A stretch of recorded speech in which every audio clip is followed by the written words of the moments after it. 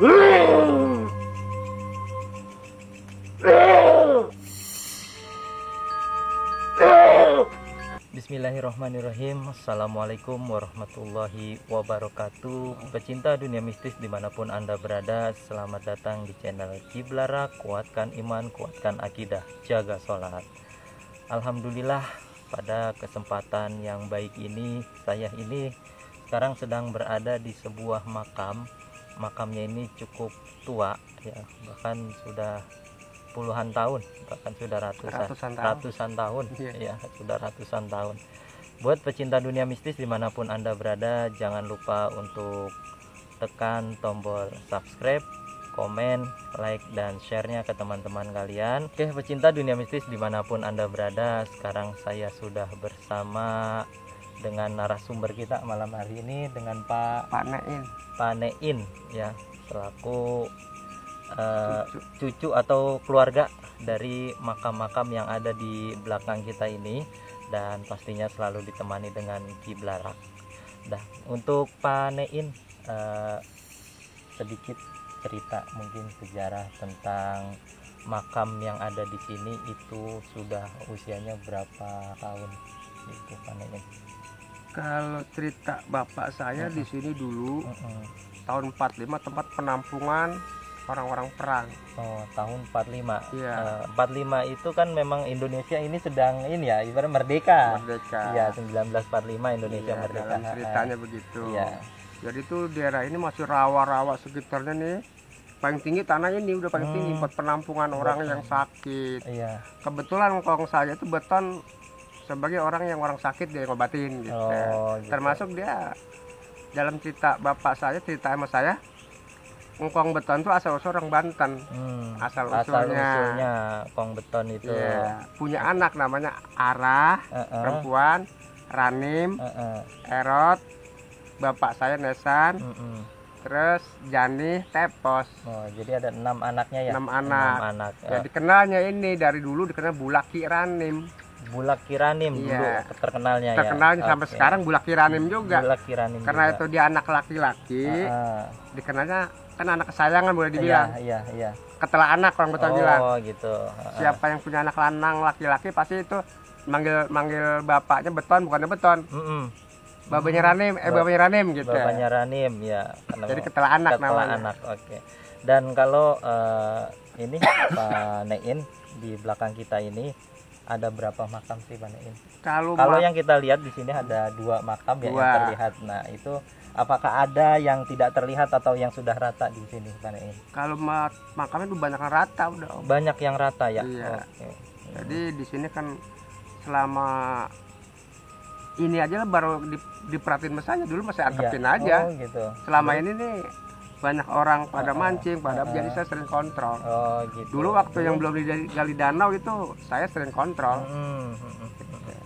Dan yang namanya Bulakan ini pasti luas ya. Kalau boleh tahu luasnya ini berapa meter persegi gitu? Kalau sekarang apa dulu? Waktu dulu nih, waktu awal-awal ini. Kalau perbatasan Bulak, iya. Zaman sekecil dulu nih tahun 65, saya tinggal di sini dulu. Iya. Masih zaman gubuk-gubuk saya emang waktu tinggal di sini. Ini 1000 meteran. 1000 meteran. Panjangnya sampai ke sana. Terus ini lebar ke sana. Nah, terus yang namanya di kampung orang Jawa tuh dibobokin tiap nyawa lah gitu. Kan lama-lama dikit ya. Bagi saya nggak ambil masalah. Ya, seterima yang ada aja. Yang penting makam tetap pasti ada.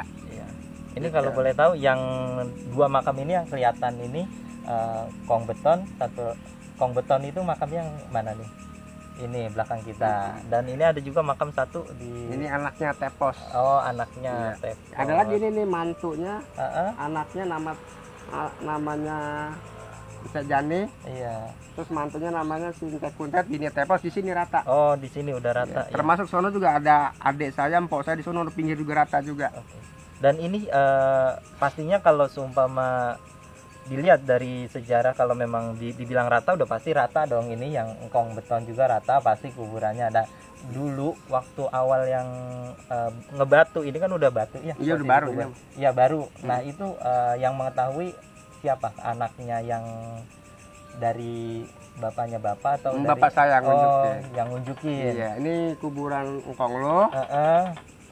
Kalau lo rezeki lu siapa aja anak cucu membantu. Iya. Begitu. Dulu kondisinya waktu awal panein dikasih tahu itu memang udah bentuknya kuburan atau memang rata atau hanya batu saja?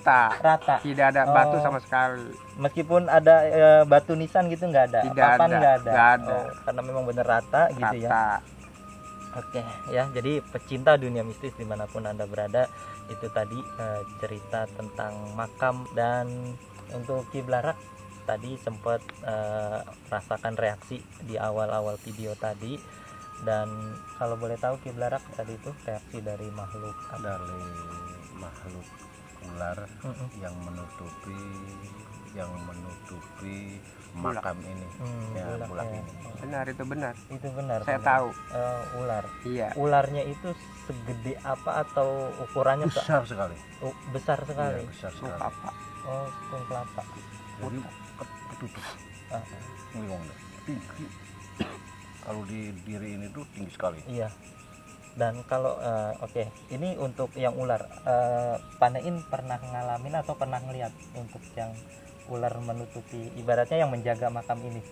Kalau saya sih memangnya udah biasa. Pernah lihat? Sering. Oh, sering lihat.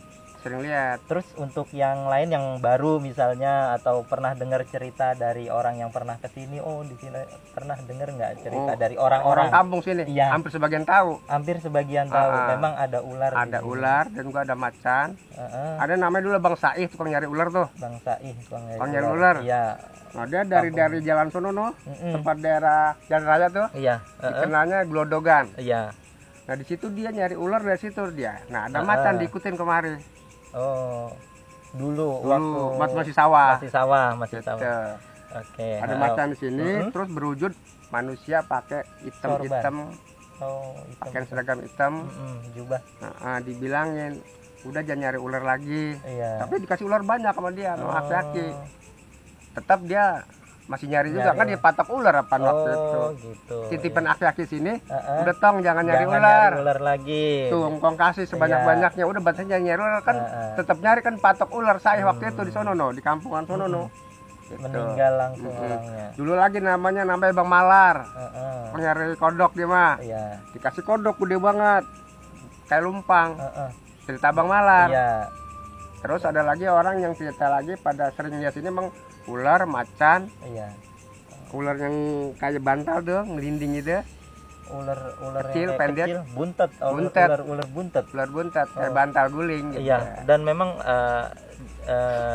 di Indonesia ini memang masih menjadi mitos ya, mitos cerita masyarakat gitu tentang ular buntet itu. Memang sampai sekarang belum ada yang menemukan ular buntet itu. Dan orang kalau sudah menemukan ular buntet dan digigit sama ular buntet, katanya sudah nggak tertolong lagi, seperti itu. Itu mitos yang berkembang di tengah masyarakat.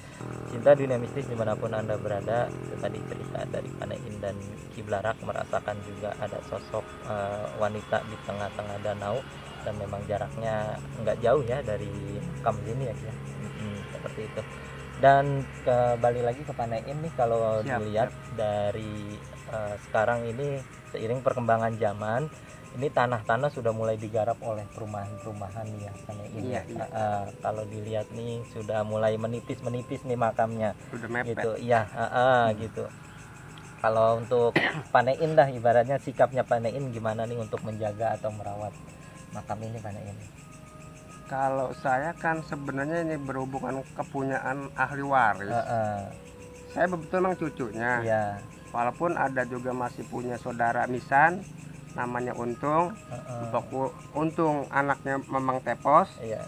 Terus kalau saya Nain anaknya Babanesan. Kalau Mpokuru anaknya Babaranim. Gitu. Jadi masih 3. Jadi masih ada, iya. Cucunya masih ada 3. Yang lain mah cicit banyak. Cucunya masih ada 3. Nah ini pun kalau memangnya kesepakatan keluarga, iya, mau cicit, mau cucu, yang penting ayo bareng-bareng. Seperti apa maunya. Maunya saya begitu. Saya nggak ada sifat serakah, nggak ada. Hal ini memang punya makam kok. Iya. Bukan keluarga. Seandainya ada yang meninggal, orang nggak mau ngubur sini. Keluarga. Tempatnya rapat. Lagi pula kan perumahan udah perumahan elit sini.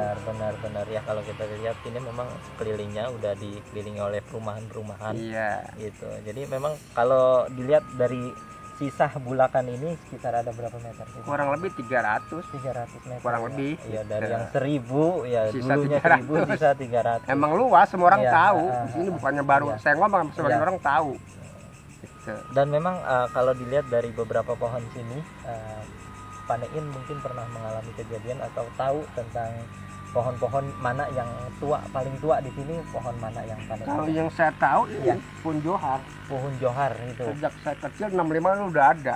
Satu. Ini nih. Iya. Nah, kalau ini di bawahnya serut nih, di bawah pohon johar. Oh, itu. Saya kecil, dia kecil tuh waktu itu 65 dia masih kecil. Nah, ini baru-baru ini mah nih, baru kemarin. Yang paling tunggal ini aja paling tua. Pohon johar ya? Pohon johar namanya. Gimana Ki kalau untuk penglihatan Ki Blarak? Memang ya di sekeliling ini dipenuhi makhluk-makhluk tak kasat mata banyak sekali. Di sini juga dulunya ya, ini tempat neduh. Tempat neduh. Ini ada pohonan besar-besar dan apabila panen, nah itu padinya itu dikumpulin di sini. Nah ini kan kanan kiri sawah. Ini di tengah-tengah. Iya, dulunya dulunya sawah. Iya, dulunya kanan kiri sawah. Setelah rawa-rawa, iya, terus digarap sawah. Ya. Sekarang sawahnya sudah mulai habis, rumah. Gitu. Jadi memang dulu waktu waktu sawah waktu itu saya lihat tuh ya seperti itu gitu. Sawah memang sini dulu ini hasil panen ini ya dikumpulin di sini. Ya dikumpulin di sini. Yang sana ya kumpulin di sana gitu. Karena dulu 1000 meter luas gitu. Sekarang makin nipis. Selama Pak Nein di sini sebagai keluarga, adakah penziarah yang datang dari luar? Iya gitu. Kalau dulu banyak, memang sini dikatakan tanah ini tempat ini orang tuh secara pribadi datang. Kampung sendiri, emang sini mengadisi tim Kuncen ya. Saya kan emangnya secara begitu-gitu nggak ngerti. Yang jelas siapa yang datang ziarah ya silakan. Juga saya mau datang sendiri, orang itu nggak tahu juga, saya pada cerita aja. Gitu. Iya. Banyak pada zaman dulu kan orang pada datang sendiri. Masih banyak sawah sini kan pada datang sendiri. Tapi yang sering dilihat itu kadang-kadang ada macan. Cerita sama saya. Gua kata kemarin kalau Bulak Pirah nih katanya ngeliat macan. Ada ngeliat ular, ada ngeliat kodok, macam-macam ya, dikasih ngelihatnya seperti itu. Pasti kan sini ada yang nunggu, izin nggak tahu saya juga. Kalau ada yang macam-macam sini, ada yang bisa bahaya, sebenarnya aja. Iya pasti yang namanya tempat keramat gitu ya. Iya. Emang tempatnya sekarang begini, dulu mah lebih angker lagi. Sini emang ular mulu sini mah. Dulu angkernya itu karena memang banyak ditumbuhi pohon-pohon. Betul. Serem, nggak ada yang berani sini. Banyak alang-alang, banyak. Jarang siang aja orang nggak berani nongkrong sini zaman tahun-tahun ini. Iya. Masih di sawah. Orang ogah lewat sini, mau lewat sono masih. Iya. Oke, ya Pak Nein, kalau umpama di sini kan ada makam Kong Beton ya. Kong Beton ini setahu Pak Nein mungkin pernah diceritakan sama Bapak saya ini ya. Kisah hidupnya dulu seperti apa? Kisah Kong Beton itu dia penolong. Iya. Jadi setara sejarah cerita bapak saya, Kong orang Banten. Di sini dia nolong warga-warga kampung Bekasi lah gitu. Jadi tuh yang dulunya zaman rawa, zaman perang tuh, Kong saya tinggal di sini ya bang, bikin gubuknya. Bikin gubuk. Nggak pernah pulang ke kampung dia bang. Jadi ini di rawa-rawa ini dulu orang dibabatin sama dia. Masih zaman Lingi. Nah dia mungkin kan ada suatu kelebihan ilmu gitu kan. Jadi emang kalau ilmu dikenal kalau dia mah. Nah untuk bahas ilmunya coba sedikit mungkin sedikit aja ya gitu, nggak perlu banyak-banyak. Setahunya Pak Nein ada ilmu yang Kong Beton miliki itu ya semacamnya ya pengabaran, ya pengeluluhan, terus sejenisnya ya puter giling. Gitu. Terus yang namanya pemelet itu ada kan? Kenapa orang jelek bisa cakep? Bahasa bilang gitu. Kelihatan dia nih orang nih hidungnya swing nih. Ini ceritanya bapak saya. Lah orang bisa cakep. Lakinya tuh udah niatnya demen baik gitu. Kenapa? Emang pameletnya kuat. Jadi dulu nih zamannya rawa itu yang nama pintu air pembuangan yang ISPI itu. Itu pembuangan mayat semua itu. Ya. Dikenal pintu air sepat namanya. Pintu air sepat. Itu Om, kumpulnya di sini tempat nginduknya nih. Kumpul-kumpul orang sakit diobatin, makan apa di sini dalam cerita bapak saya gitu. Cinta dunia mistis dimanapun Anda berada. Itu tadi cerita dari Panein selaku cucu dari Engkong Beton. Makam yang ada di belakang kita ini. Buat pecinta dunia mistis dimanapun Anda berada, jangan lupa untuk tekan tombol subscribe, komen, like, dan share-nya ke teman-teman kalian. Panein, ada yang mau disampaikan lagi? Mana? Ya, saya terima kasih sama Kiblarak. Ya, saya nih beribu-ribu terima kasih, baru kali ini ada yang memerhatiin makam engkong saya. Katakanlah ada yang mau nyaba gitu. Saya nggak bisa membalas apapun, serahkan sama Allah. Kedua juga saya sebagai cucu dari Engkong Beton, saya minta karomahnya, minta diberi kesehatan, minta perlindungan. Karena di sini keramat ini bukannya baru dari dulu. Saja saat baru kali ini ada yang mau merhatiin engkong saya makamnya. Terima kasih. Alhamdulillah.